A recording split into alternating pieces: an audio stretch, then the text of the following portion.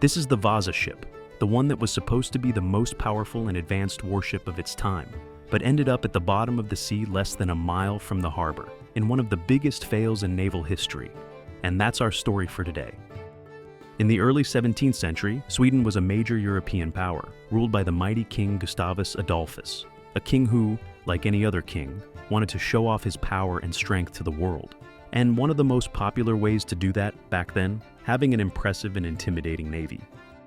So in 1625, he ordered the construction of 4 new warships, one of them being a mighty royal galleon called Vasa, a massive warship with 2 gun decks, 64 bronze cannons, a crew of up to 450 men, and heavy decorations designed to inspire awe. A truly beautiful and high-tech ship for its time, meant to showcase all the power and wealth of Sweden. But it sank on its maiden voyage in 1628, right in front of hundreds of horrified spectators who watched the disaster take the lives of 30 sailors. Due to this disaster, it was possible to recover it practically intact in 1961. And these are real images of the Vasa today, on display at the museum in Sweden that bears its name, the Vasa Museum.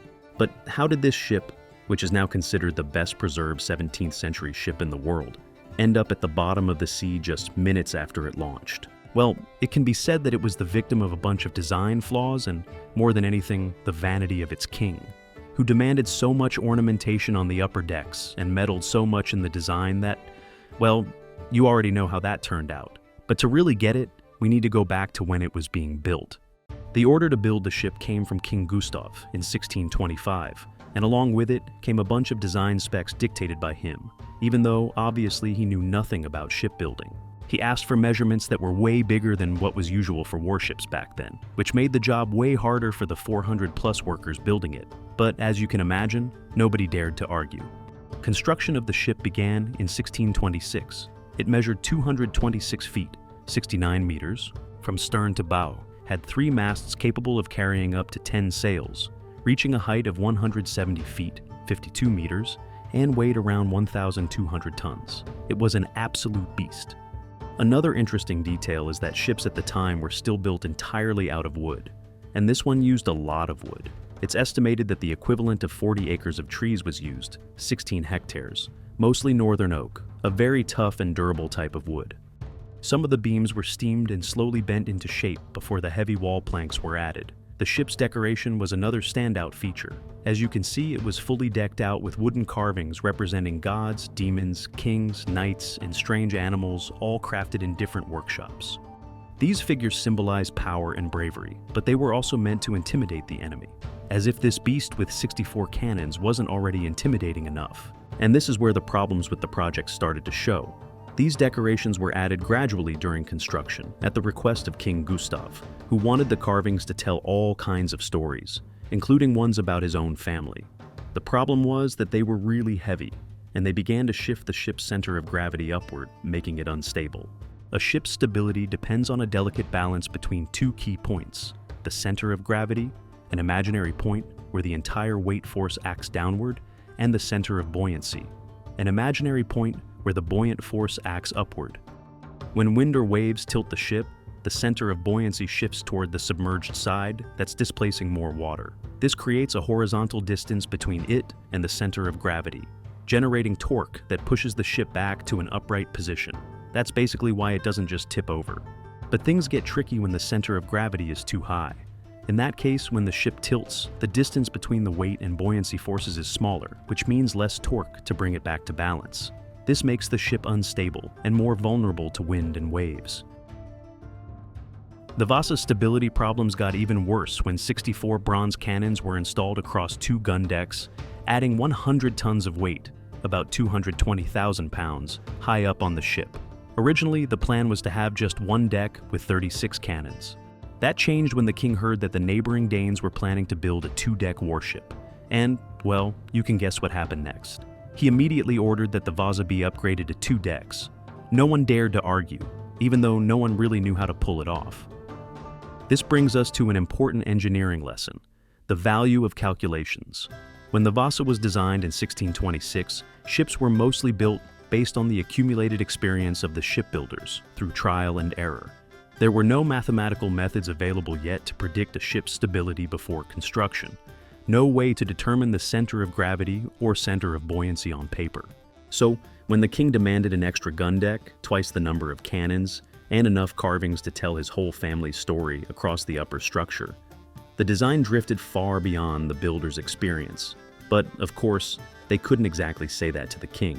The solution they came up with was simply to enlarge the upper structures of the ship while retaining the original hull dimensions. This significantly raised the center of gravity and made the ship extremely unstable. Now, another peculiar problem in this story, and one that also contributed to the disaster, had to do with the workforce. About half of the more than 400 shipyard workers were permanent staff.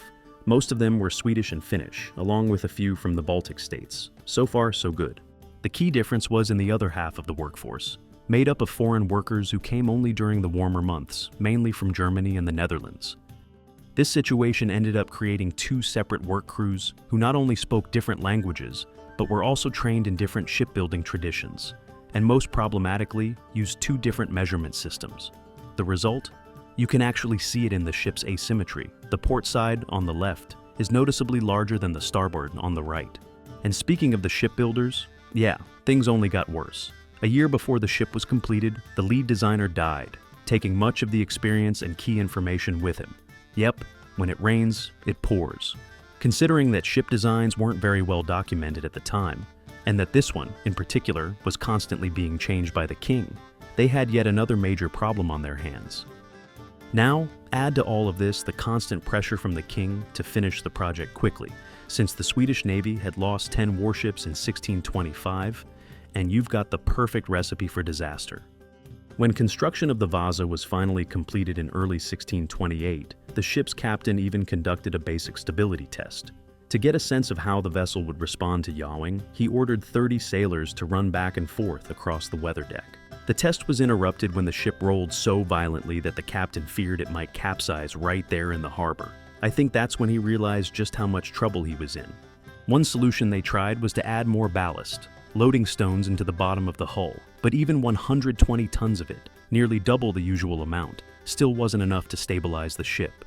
Since there was no more space to add ballast, the waterline was already dangerously close to the gun ports, and the designers had run out of ideas. The ship was declared complete and ready for service. Finally, the Vasa was set to leave the harbor, much to the delight of King Gustav. It was a calm day on August 10, 1628. Thousands of Stockholm residents, along with the Swedish court and several foreign ambassadors, gathered at the port to witness the grand and mighty warship set sail.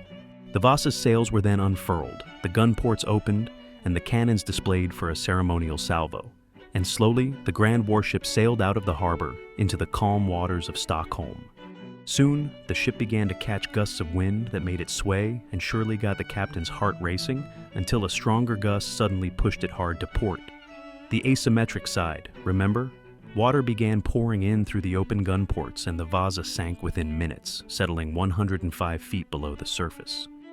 It was the end of the journey for a mighty warship that sailed just 1,400 yards, tipped over in a breeze, and sank so quickly that 30 of the 150 crew members couldn't make it out in time. A horrifying spectacle witnessed by thousands. The ship's captain survived the incident, but was immediately arrested for incompetence, and an investigation was launched right away to find out who was to blame. The ship's officers claimed innocence, blaming the faulty ship, which, as we now know, was true. The shipbuilders, in turn, insisted they had built the ship exactly according to the plans approved by the king, and that was also true. Since he had been closely involved in the entire process, a little too closely, I'd say, it was ultimately decided that the blame lay with the deceased designer, who had supposedly miscalculated the ship's proportions, making it too tall and top-heavy. And just like that, the investigation ended, and no one spoke of it again. That is, until 333 years later, in 1961, when the Vasa was rediscovered and raised from the seafloor in a truly complex operation. The ship had been remarkably well preserved by the mud and the cold, brackish water. But it was also a massive puzzle, made up of over 14,000 loose wooden pieces that had to be carefully reassembled. Today, the Vasa is on display at the Vasa Museum in Stockholm, Sweden, maintained at a steady 64.4 degrees Fahrenheit or 18 degrees Celsius to prevent deterioration. In addition to being the subject of extensive research, it's also one of the country's top tourist attractions.